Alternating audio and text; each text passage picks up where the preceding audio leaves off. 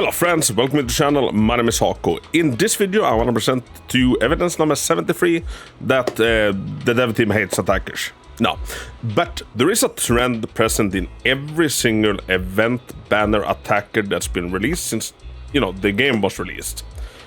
Let's take a little bit of a look at it. So kind of the event attacker formula that we've been seeing so far in the game is that attackers have some kind of special resource that they need to gather up in order to actually do some damage. For Ellen, it is her frost charges. For Yugen, it is her enhanced ammo. For Harmasa, it is his electro quivers, etc. This isn't really present in the base cost. Like Corin doesn't have any kind of that thingamading. Not really Nekomata either. Billy. Not really Soldier, I would say. But in Ellen, Yugen, and Harmasa, we have seen this. So let's take a little bit of a look at Yugen, for example. Yugen's entire kit revolves about getting her enhanced shot shells and then kind of saving up and using them all once an enemy is stunned.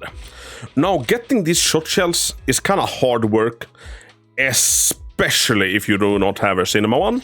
Once you have Yugen's Cinema 1, it's kind of easy, or it is a lot easier.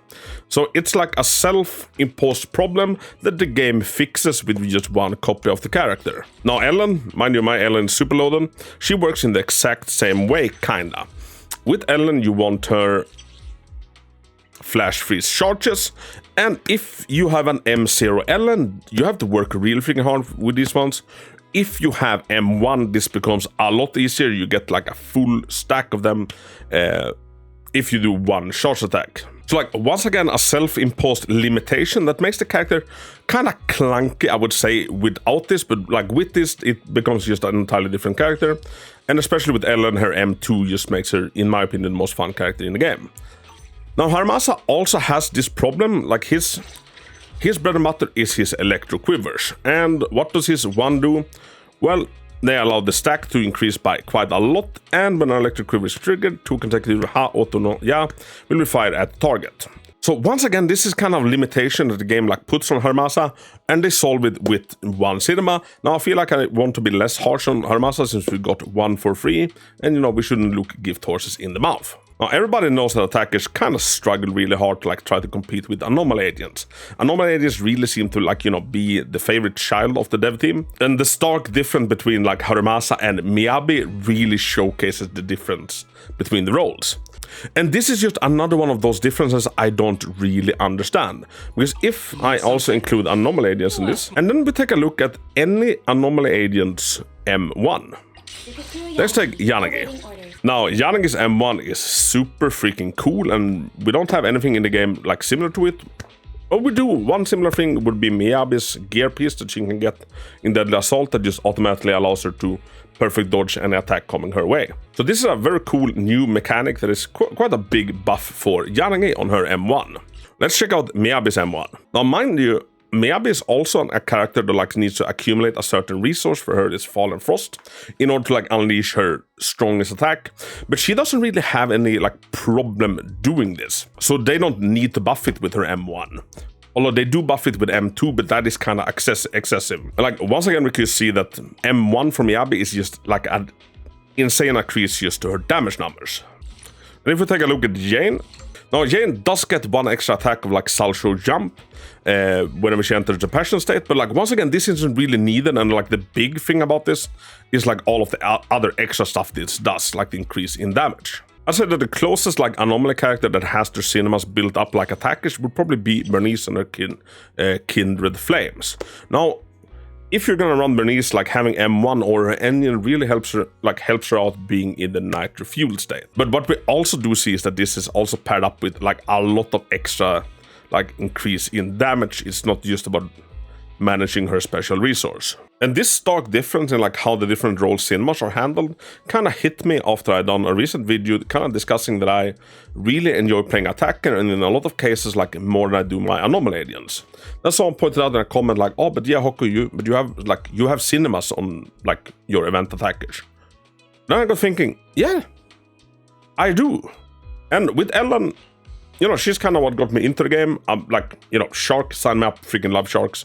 And I got my Ellen maxed. I was aiming for M4, then I ended up getting multiple Ellens in one multiple. Her banner was just insanely good to me. So she ended up in this place, kind of naturally. But when Jujuan was released, I honestly kind of felt like I needed to get her M1, because stacking her ammo was such a pain and kind of troublesome without it. And I kind of felt a little bit that, like, in order for the character to feel good to play, I need to have this cinema. Meanwhile, if we take a little bit of a look at Yanagi and Miyabi, I've settled for 0 cinemas. I'm not going for any more, because she's just she's just a perfect organism without any cinemas. She doesn't need her M1. It's just like a massive increase in her damage. And I really think that this is like a much more healthy way to like create a character. Like, have them be perfect out of the box and not feel clunky out of the box without, like, needing the additions of cinemas. And same with Yanagi. I didn't feel like I needed to go for any cinemas, so like her M1 seemed fun as all hell, but I felt like that was the, a cherry on top. I didn't feel like I needed it in like any way, shape, or form in order for her to like function, and I didn't feel like some of her fun was like locked behind it. She's also the perfect organism just as she is. With Bernice, it's simply she was a Sons of Caledon, and her Burning Desire trailer rotted my entire brain, so I decided to go for some cinemas. And yeah, in her case, having either her engine or her M1, does help out a lot, but not to the same extent that like I feel that attackers necessarily need their M1, or at least the attackers we've had so far. And like I said in the beginning, attackers are struggling to like keep up. The ones we have now are considerably weaker than their Anomaly like counterparts of the same element. And I've given it a lot of thought, like how are they gonna bring attacker back to the table? And I think that this is first on the shopping block.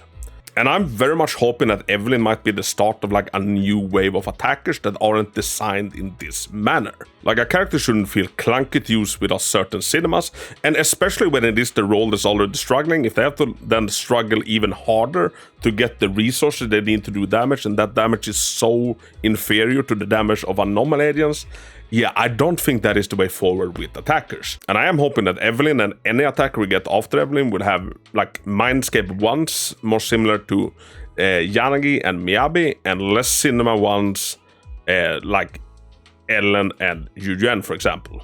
So yeah, that's kind of my 2 cents on like one very concrete thing I want them to like change with attackers going forward. So now I would honestly love to hear your thoughts down in the comments. Like, do you think I'm onto something with like their M1s and the resource management? Or do you think it's fine as it is? Or do you have any additional like ideas and fixes to make attacker, a little bit more appealing, a little bit like up to par with Anomaly agents? I'd love to hear your thoughts on this, and if I get enough like good suggestions, I'll do a follow-up video, like just going over your suggestions and discussing them. And I just want to make it clear that like this is not a video shitting on attacker. This video is made with an innate love for the attacker role in the game. I think it has insane potential, but I also think it has a lot of flaws. And if it's something that the dev team has shown that they are super freaking skilled at, it is taking any sort of flaws and then, polishing them out. I mean, just look at the game now in 1.4 compared to 1.0. Absolutely amazing, and I cannot wait to see what they will be cooking up with our future attackers. People, thank you so much for listening to me rambling. Until next time, Hako out.